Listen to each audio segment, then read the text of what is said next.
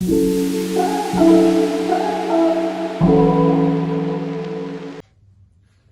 नमस्कार। जैसा कि मैंने आपको पिछली वीडियो में बताया, आजादी से पहले का आरक्षण, उसमें दलितों की हालात बहुत बुरी थी। उनके साथ कोई भी मानवता का व्यवहार नहीं किया जाता था। हमारा देश आजाद हुआ 1947 में। डॉक्टर भीमराव अंबेडकर जो कि दलित थे, उन्होंने जोर शोर से दलितों की आवाज उठाई और महात्मा गांधी, जवाहरलाल नेहरू सरीखे नेताओं को इस बात पर राजी किया कि दलितों को, पिछड़ों को रिजर्वेशन दी जाए, आरक्षण दिया जाए। दोस्तों, 18% आरक्षण दिया गया लोकसभा, राज्यसभा और विधानसभा, और 22.5 22.5% आरक्षण दिया गया नौकरियों में, 15% एससी को और 7.5% एसटी को। इसकी अवधि रखी गई 10 साल। लेकिन टाइम बढ़ता गया, चाहे पॉलिटिकल इश्यू हो या सामाजिक भेदभाव हो, लेकिन वो आज तक बढ़ता रहा। उसके बाद 1979 में मोरारजी देसाई प्रधानमंत्री थे और उन्होंने बैकवर्ड क्लास के लिए, बैकवर्ड क्लास उसमें ज्यादातर किसान थे, किसान जातियां थी या कारीगर थे, उनके लिए एक कमीशन का गठन किया। उसका नाम था मंडल कमीशन, जो कि बीपी मंडल की अध्यक्षता में गठित किया गया। उन्होंने 3740 जातियों को आरक्षण देने का सिफारिश की। उसमें जाट भी थे, लेकिन उस टाइम के जाट नेताओं ने आरक्षण लेने से मना कर दिया। रीजन चाहे कोई भी रहा हो, तर्क यह दिया गया कि इसमें हम शामिल नहीं होंगे क्योंकि हमारे स्वाभिमान को ठेस पहुंचती है। बीपी मंडल ने अपनी रिपोर्ट 1980 में तैयार कर ली, लेकिन 1983 में प्रस्तुत किया। उस टाइम पे इंदिरा गांधी प्रधानमंत्री थी। उन्होंने देखा कि इससे समाज में द्वेष फैलेगा और उन्होंने इस रिपोर्ट को ठंडे बस्ते में डाल दिया। उसके बाद राजीव गांधी ने भी इस पर कोई एक्शन नहीं लिया। दोस्तों, 1989 में राजनीतिक उठापटक का दौर शुरू हुआ।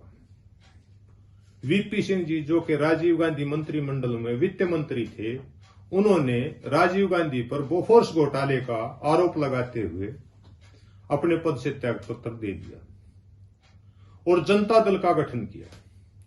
जनता दल में चौधरी देवीलाल, चंद्रशेखर जी और वीपी सिंह जी शामिल थे। उन्होंने इलेक्शन लड़ा। 1990 में इलेक्शन हुए और जनता दल पावर में आ गई। जनता दल के लगभग 145 एमएलए थे। कांग्रेस लार्जेस्ट पार्टी थी, 185 एमएलए थे। लगभग 80 एमएलए बीजेपी के थे और 35 एमएलए एमपी का आ जाए, एमएलए नहीं एमपी, वो वामपंथियों के थे। पहली बार ऐसी सरकार का गठन हुआ जिसमें वामपंथी और दक्षिणपंथी एक साथ आए।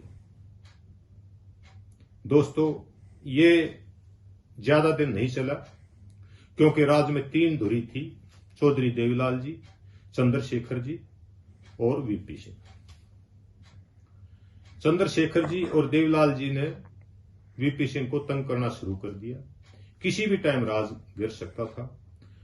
मैं वीपी सिंह को बहुत भला आदमी मानता हूं क्योंकि उनका इतिहास रहा है, उन्होंने सदा गरीबों की सुनी। उन्होंने मंडल कमीशन लागू करने का फैसला कर लिया और 15 अगस्त 1990 को लाल किले से घोषणा कर दी ओबीसी के लिए 27% रिजर्वेशन की। कुछ लोग कहते हैं ऐसा उन्होंने वोट बैंक के लिए किया। जो बीजेपी सहयोगी पार्टी थी उसको लगा वो हिंदू वोट बैंक की राजनीति करती थी, उनको लगा इससे हिंदू बट जाएंगे और उन्होंने इसका तोड़ निकाला। उन्होंने राम मंदिर अयोध्या इश्यू को उछाला और रथ यात्रा आडवाणी जी ने शुरू कर दी। समस्तीपुर में लालू प्रसाद यादव ने उनकी रथ यात्रा को रोक लिया। समाज दो भागों में बट गया, कुछ मंडल कमीशन के पक्ष में थे, कुछ विरोध में थे। ज्यादातर जो अगड़ी जातियां थी उन्होंने मंडल कमीशन का विरोध किया और सारा उत्तर भारत जल उठा। सबसे ज्यादा इसका हरियाणा में असर हुआ। सोनीपत बस स्टैंड पूरी तरह से फूंक दिया गया। लगभग पूरे भारत में 160 बच्चों ने आत्मदाह की कोशिश की। उनमें से 63 बच्चे मारे गए। राजीव गोस्वामी पहले युवक थे जिन्होंने आत्मदाह की कोशिश की और वो मारे गए। इसमें वो आइकॉन बने इसके।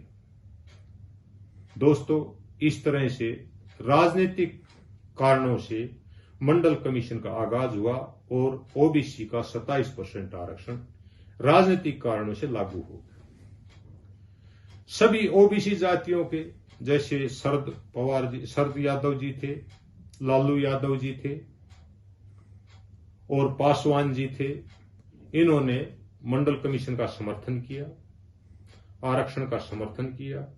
लेकिन देवीलाल जी जो कि जाट नेता थे, वो बीजेपी के साथ मिलकर राजनीति करते थे, ये सर्वविदित।